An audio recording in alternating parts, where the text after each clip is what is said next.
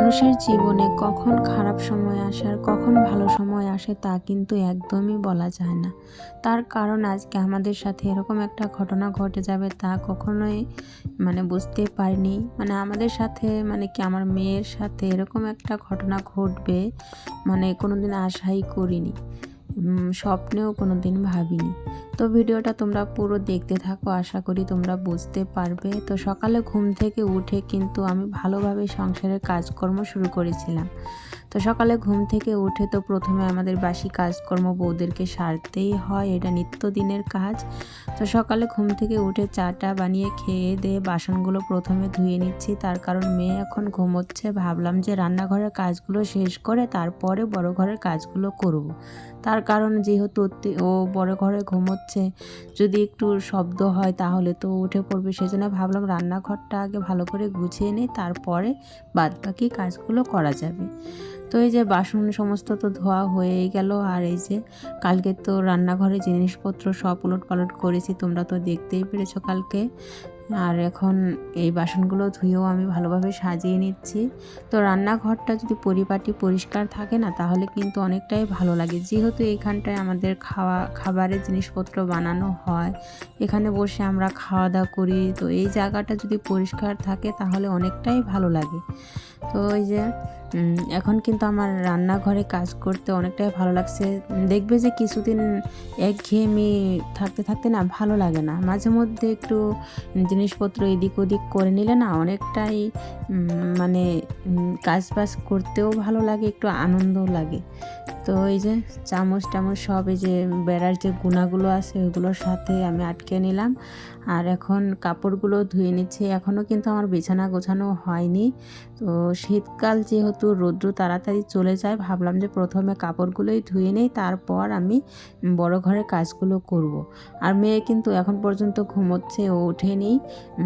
অনেকটা সকালে উঠেছে, তো সেই জন্যে তাড়াতাড়ি ঘুমিয়ে গেছে, অনেকক্ষণ ঘুমাবে। ভাবলাম যে পানির কাজগুলো আগে শেষ করে নিই, নাহলে না ও আমার সাথে সাথে কলপারে গিয়ে পানি লাড়াচাড়া করে। আর এমনিতেই তো ঠান্ডা লেগে গেছে, আর ঠান্ডা লেগেই কিন্তু আজকে এই অঘটনটা ঘটেছে। বেড়া দিয়ে কাপড়গুলো শুকোতে দিচ্ছি, তার কারণ দড়িতে মেলা হয়ে গেছে, এখন আর দড়িতে জায়গা নেই। সেজন্য ভাবলাম যে বেড়া দিয়ে মেলে দিই। আর এদিক দিয়ে কিন্তু ভালো রোদ পড়ে, তো এদিক দিয়ে শুকোতে দিলে কিন্তু ভালোভাবে কাপড়গুলো শুকিয়ে যায়। তো সোনামার কাপড়গুলো এদিক দিয়ে দিলাম, যেহেতু ছোট তো ওর অনেক কাপড়ই লাগে, তো তাড়াতাড়ি কিন্তু শুকোতে হবে, সেই জন্য ভালো ওর কাপড়গুলোই বেড়া দিয়ে দিই। তো এই যে এখন চলে আসলাম বিছানা গোছানোর জন্য। আমাদের রুমেরটা এখন পর্যন্ত গোছায়নি, তার কারণ ওই বিছানায় তো মেয়ে ঘুমিয়ে আছে। ভাবলাম যে বাচ্চাদের রুমটা প্রথমে গুছিয়ে নিই, তারপরে বাদবাকি কাজগুলো করা যাবে। তো এই বিছানাটাই শুধু তুলেছিলাম, তুলে ভাবলাম যে মেয়েকে গা ধুয়ে দেব। তো সেই জন্য বিছানাটা গুছিয়ে কিন্তু আমি গা ধোয়ার জন্য চলে গিয়েছিলাম। যেহেতু শীতকালের বেলা তাড়াতাড়ি কিন্তু সন্ধে হয়ে যায় আর রোদও চলে যায়। তো এই যে বিছানা তুলে কাপড়গুলো ভাঁজ করে নিচ্ছিলাম, আর মেয়ে কিন্তু এদিকে উঠে পড়েছে। তো ভাবলাম যে ও একটু খেলা করতে থাক, আর ওর সাথেই আমি কথা বলছিলাম। তো খেলা করতে থাক, আমি এদিকে কাপড়গুলো গুছিয়ে নিয়ে তারপরে ওকে আমি গা ধুয়ে দেব। তো অনেকগুলোই কাপড় জমা হয়েছিল, এগুলো আগেই ধুয়েছিলাম, শুকনো ছিল। তো ভাঁজ করা হচ্ছিল না, সময়ই পাচ্ছিলাম না। তো ভাবলাম যে এখন যেহেতু মেয়ে একটু ভালো আছে, তাহলে ও খেলা করতে থাক, আমি কাপড়গুলো তাড়াতাড়ি করে ভাঁজ করে নিই। আর এই ঝুড়িটার অবস্থা একদম খারাপ হয়ে থাকে, তার কারণ বাচ্চাদের কাপড় চোপড় রাখা হয়, তো একটা বার করতে গিয়ে আর 4-5টা ফেলে দেয়। আর আমার মেয়েও কি করে, একটু পরপর এসে এখান থেকে কাপড় টেনে টেনে নিয়ে এদিকে ফেলে ওদিকে ফেলে। আর এই যে দেখো এখন আমি কথা বলতে চাইছিলাম তোমাদের সাথে, কিন্তু একদমই বলতে পারছিলাম না। আমার খুবই কান্না পাচ্ছিল, আমি কান্না করছিলাম মেয়েকে নিয়ে। মেয়ে এরকম হয়ে গেছিলো যে কি বলবো, শ্বাস নিতে এত কষ্ট হচ্ছিল। আর দেখো কতগুলো বমি করেছে। গা ধুইয়ে শুধু আমি ঘরে নিয়ে এসেছি, আর শোলটাও ওর শরীরটাও মুছিয়ে দিতে পারিনি, তার মধ্যে এরকম হয়ে গেছে। তো আমি মা মেয়ে মিলে তো অনেকক্ষণই কান্নাকাটি করলাম, করে তারপর আমি কি বলবো, আমি ভাষা হারিয়ে ফেলেছি। তার কারণ ওই সময় তোমাদের সামনে কি কথা বলবো না বলবো কিচ্ছু বুঝতে পারছিলাম না। আর আমি ভিডিওটা অন করেছি, ও যখন একটু সুস্থ হয়েছিল তখনই আমি ভিডিওটা অন করেছি যে তোমাদের সাথেও আমি একটু শেয়ার করি। তো যেহেতু আমি ডেইলি লাইফস্টাইল ব্লগ করি, সেই জন্যই কিন্তু তোমাদের সাথে আমি শেয়ার করলাম। ওর না অনেকটাই ঠান্ডা লেগে গেছে, আর গা ধুয়ে নিয়ে আসার পর না ও কীরকম যেন শ্বাস নিতে পারছিল না, মানে শ্বাস নিতে কষ্ট হচ্ছিল। তারপরে কাশতে কাশতে একদম বমি করে দেয়, দেখতেই তো পারলে তোমরা।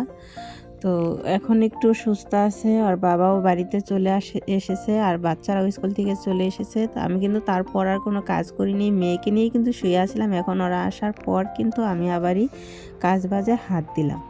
তো এই যে যেখান থেকে শেষ করেছিলাম মানে রেখে গিয়ে মেয়েকে গা ধোয়াতে গেছিলাম, আবার ওখান থেকে শুরু করলাম। তো ওরা তো ওই ঘরে শুয়ে আছে, বললাম যে থাক তাহলে একটু দেখে রাখো, আমি একটু তাড়াতাড়ি করে এইগুলো ঝাড়টার দিয়ে গা ধুয়ে নেব। তো তো জানি না, মানে আমাদের ভুল হয়েছে এখানটাই, যে মেয়ের তো ঠান্ডা লেগে গেছে, বাড়িতে যে ওষুধ ছিল ওইগুলোই খাওয়াচ্ছিলাম। তো বাজার থেকে আর ওষুধ আনা হয়নি। তো ভাবলাম যে আনবো, বাড়িতে ওষুধ আছে ওগুলো খাওয়াই তাহলে ভালো হয়ে যাবে। তো আমার হাজব্যান্ডও বললো যে ঠিক আছে, বাড়িতে যদি ওষুধ আছে তাহলে খাওয়াও। আর বাড়ির ওষুধ খাইয়ে মানে একদমই কমছিল না। আজকেই ভেবেছি যে ডাক্তারের কাছে নিয়ে যাব, তো আজকে এরকমটা হলো। তো তারপর কিন্তু ওই যে রাত্রিবেলা কিন্তু ওষুধ নিয়ে এসেছে, ও তো সুস্থই ছিল, সেজন্য আর ডাক্তারের কাছে নিয়ে গেলাম না। তো ভাবলাম যে গাড়ির মধ্যে হাওয়া লাগবে, তো সেজন্য আর গেলাম না। তো হাজব্যান্ড কিন্তু এই রাত্রিবেলা ওষুধ নিয়ে আসলাম, তো এখন রাত্রিবেলা ভয় দিচ্ছি। তো আসার সময় কিন্তু মাছ নিয়ে এসেছিলো আর লাউ নিয়ে এসেছিলো। তো মাছটা আমি ভালো করে নুন টুন দিয়ে ভালো করে ধুয়ে নিচ্ছি। মাছ কিন্তু নুন দিয়ে না ধুলে কিন্তু কীরকম যেন আষ্টে গন্ধ লাগে, সেজন্য ভালো করেই ধুই। এখন গা ধুয়ে চলে আসলাম এই যে কাপড়গুলো উঠিয়ে নেওয়ার জন্যে। আর এখন কিন্তু 4:30টার মতো বাজে। এখনই দেখো প্রায় সন্ধে হয়ে আসলো মনে হচ্ছে। এতটা দিন ছোট হয়ে গেছে কি বলবো তোমাদেরকে, মনে হচ্ছে সকালে ঘুম থেকে উঠতে উঠতে, মানে বাচ্চারা স্কুলে যাওয়ার পর পর আর দিনের সাথে মানে এত দৌড়ায় তাও মনে হয় যে দিন আগেই চলে যায়, এরকম অবস্থা। একটার পর একটা কাজ কিন্তু করেই থাকি, তারপরেও মানে তাড়াতাড়ি সন্ধে হয়ে যায়। তো কাপড়গুলো উঠিয়ে আমি ঘরে রেখে দিয়ে আসলাম, আর গেটটাও মেরে দিলাম, যেহেতু বাইরে হেসেলে রান্না করব, তো সেই জন্যে আর কি কুত্তা ঘোরাঘুরি করে, উঠানোর মধ্যে বারবার কুত্তা আসে, সেই জন্য গেটটা মেরে দিয়ে এসে যে রান্না বসালাম। আর আজকে কিন্তু অনেক দিন পর মাছ নিয়ে আসা হলো, অনেক দিন বলতে প্রায় 1 মাস পর মাছ আনা হলো বাড়িতে। আর লাউ নিয়ে এসেছিল। তো রান্না করতে করতে কিন্তু আমার রাতই হয়ে গেল। বসিয়েছিলাম সন্ধ্যার দিকে, কিন্তু অনেকটাই তাড়াতাড়ি রাত হয়ে যায়, তো সেই জন্যে অন্ধকার হয়ে গেছে। তো বাইরে হেসেলে রান্নাটা করে নিচ্ছি। মেয়ে একটু খেলা করছে, বড় ছেলে ছোট ছেলের সাথে আর কি খেলা করছিল। ভাবলাম যে তাড়াতাড়ি রাতের রান্নাটা করে নিই, রান্না তো করতেই হবে, তাহলে এত দেরি করার কি দরকার আছে, তাই না? তো আমি লাউয়ের খোসাগুলো কিন্তু রেখে দিলাম, ওইগুলো ভাজা খেতে কিন্তু ভীষণ ভালো লাগে। আর মাছ ভাজছিলাম, আর বাচ্চারা ওইদিকে ভীষণ হাসাহাসি করছিল। মাছ একটা একটা করে আমি তুলতেই পারছিলাম না, মাছ পুরো একদম ফুলের মতো হয়ে গেছে, জোড়া লেগে গেছে। তো এই যে এখন এই যে তরকারিটাও কিন্তু বসিয়ে দিয়েছি। এখন এটা ফুটলেই কিন্তু এর মধ্যে মাছ দিয়ে দিব আর ধনেপাতা দিয়ে দিব। আর ভাতটা কিন্তু আমি গ্যাসের মধ্যে বসিয়ে দিয়েছি। তো ভিডিওটা যদি ভালো লাগে তাহলে লাইক কমেন্ট সাবস্ক্রাইব করে দিয়ে আমার পাশে একটু থেকো, আমাকে একটু সাপোর্ট করো। কালকে আরও একটা নতুন ভিডিও নিয়ে তোমাদের মাঝে চলে আসবো।